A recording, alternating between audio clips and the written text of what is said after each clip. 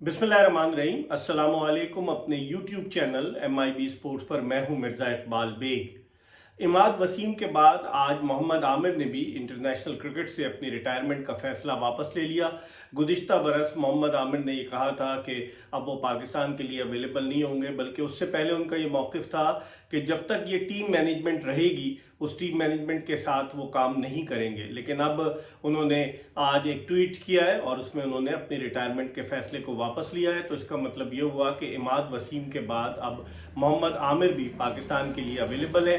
New Zealand की team अप्रैल के दूसरे हफ्ते में पाकिस्तान पहुंच रही है, जहां वो पाकिस्तान के खिलाफ 5 T20 इंटरनेशनल मैचेस खेलेगी। आज पाकिस्तान क्रिकेट बोर्ड के चेयरमैन मोहसिन नकवी ने पाकिस्तान की सिलेक्शन कमेटी के नामों का भी ऐलान किया और सिलेक्शन कमेटी में 4 साबिक टेस्ट क्रिकेटर्स जिनमें मोहम्मद यूसुफ, अब्दुल रज़ाक, असद शफीक और वहाब रियाज शामिल हैं, उनके नामों का ऐलान किया गया। और उसके अलावा 3 अरकान और होंगे और इन 3 अरकान में पाकिस्तानी क्रिकेट टीम के कप्तान, पाकिस्तानी टीम के हेड कोच और एक एनालिस्ट शामिल होंगे। तो इसका मतलब ये हुआ कि कोई चीफ सेलेक्टर अब नहीं होगा। हम पहले भी अपने वीलॉग्स में बताते रहे कि वहाब रियाज पर यह इल्ज़ाम लग रहा था कि सारे शॉट्स खेल लें। अब उन्होंने बिल्कुल इत्मीनान के साथ कामरान अकमल को साइड लाइन कर दिया। हालांकि कामरान अकमल जो थे वो वहाब रियाज के साथ उस सिलेक्शन कमेटी का हिस्सा थे कि जिसने ऑस्ट्रेलिया के दौरे के लिए और न्यूजीलैंड के दौरे के लिए पाकिस्तानी क्रिकेट टीम का इंतखाब किया था। बीच में वहाब रियाज सलमान बट को भी लेकर आ गए थे, लेकिन फिर जब बहुत तनकीद हुई तो सलमान बट का नाम जो है वो विड्रॉ करना पड़ा। आज जिस तरतीब से बिठाया गया था चेयरमैन के दाएं और बाएं जानिब, तो चेयरमैन के दाएं जानिब वहाब रियाज थे, जिससे ये जाहिर होता है कि वो PCB के चेयरमैन के मोस्ट ट्रस्टेड आदमी है। क्योंकि इससे पहले जब निगरां वजीर आला थे मोहसिन नकवी साहब पंजाब के, तो वहाब रियाज उनके मुशीर बराए खेल थे। तो एक तरफ उनके दाएं जानिब वहाब रियाज थे PCB के चेयरमैन के, बाएं जानिब मोहम्मद यूसुफ और फिर दोनों तरफ अब्दुल रज़ाक और उनके अलावा असद शफीक थे। मोहम्मद आमिर जिन्होंने पाकिस्तान के लिए आखिरी मरतबा 30 अगस्त 2020 को कोई इंटरनेशनल क्रिकेट मैच खेला था मैनचेस्टर में इंग्लैंड के खिलाफ, तो अब वो वापस एक्शन में नजर आएंगे। इस मरतबा जो HBL PSL हुई, कोयटा ग्लैडिएटर्स की टीम की नुमाइंदगी की मोहम्मद आमिर ने 9 मैचेस में उन्होंने 10 विकेटें हासिल की। और उनकी बॉलिंग को देखते हुए ये कहा जा रहा था, लोग इसरार कर रहे थे कि वो अपना रिटायरमेंट का फैसला वापस लें। पहले मोहम्मद हफीज़ ने उनसे बात भी की थी पिछली दफ़ा कि वो रिटायरमेंट का फैसला वापस ले, लेकिन उन्होंने उस वक्त रिटायरमेंट का फैसला वापस नहीं लिया था। लेकिन अब लगता है कि बर्फ़ पिघली है और वहाब रियाज या किसी और ने, जिसने भी उनसे रब्ता किया आमिर ने, तो उस वजह से आमिर ने अपना रिटायरमेंट का फैसला वापस लिया है। आज पाकिस्तान क्रिकेट बोर्ड के चेयरमैन मोहसिन नकवी ने गद्दाफी स्टेडियम लाहौर में एक पुरहुजूम प्रेस कॉन्फ्रेंस की और जब उनसे सवाल किया गया कि कप्तान कौन होगा, तो अभी तक उन्होंने उसका ऐलान नहीं किया। उन्होंने कहा ये सिलेक्शन कमेटी डिसाइड करेगी कि कौन कप्तान होगा। इससे ये साफ जाहिर होता है कि शाहीन शाह अफरीदी की कप्तानी पर जो है वो खतरात के बादल मंडला रहे। हो सकता है कोई और कप्तान हो न्यूजीलैंड के खिलाफ सीरीज के लिए, और हो सकता है T20 वर्ल्ड कप के लिए भी कोई और कप्तान हो। लेकिन फिलहाल ये कयास आराइयां हैं, इस बारे में हतमी तौर पर कुछ नहीं कहा जा सकता। लेकिन आज जो प्रेस कॉन्फ्रेंस की मोहसिन नकवी ने, उन्होंने कहा कि वो मेरिट को जो है वो तरजीह देंगे।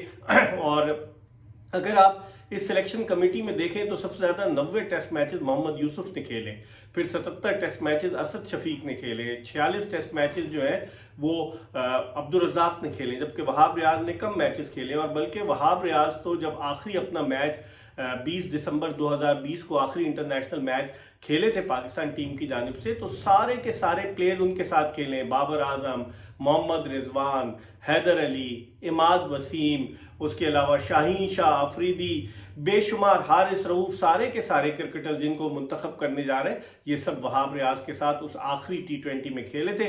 लेकिन फिर किस्मत की देवी वहाब पर मेहरबान हुई और वो चीफ सेलेक्टर बन गए। तो अब देखते हैं कि ये सिलेक्शन कमेटी मेरिट पर किस तरीके से खिलाड़ियों का इंतखाब करती है। आज ऐलान होना था खिलाड़ियों के नामों का, जो कैंप लग रहा है फिजिकल फिटनेस का एबटाबाद काकूल में, लेकिन आज ऐलान नहीं हुआ। तवक्को है कि कल खिलाड़ियों के नामों का ऐलान किया जाएगा और फिर खिलाड़ी फिटनेस टेस्ट में, फिटनेस कैंप में हिस्सा लेंगे। लेकिन अब पाकिस्तान के लिए जो है सबसे बड़ा चैलेंज तो एक तो वर्ल्ड कप है, T20 वर्ल्ड कप। उससे पहले इंग्लैंड के खिलाफ, इंग्लैंड में T20 सीरीज है। न्यूजीलैंड की टीम के चूंकि बेशतर खिलाड़ी IPL में हिस्सा लेने में मसरूफ है, तो इसलिए उनकी टीम की जो सेकंड स्ट्रिंग है वो आएगी। अब देखते हैं कि पाकिस्तान पाकिस्तान किस तरह से परफॉर्म करता है। लेकिन मोहम्मद आमिर और इमाद वसीम की रिटायरमेंट वापस लेने के बाद लग यही रहा है कि तजुर्बाकार खिलाड़ियों पर पाकिस्तान क्रिकेट बोर्ड इन्हिसार करेगा। हालांकि फास्ट बॉलिंग के शोबे में पाकिस्तान के पास बेशुमार फास्ट बॉलर मौजूद हैं, चाहे वो शाहीन शाह अफरीदी हो, हारिस रऊफ का भी आज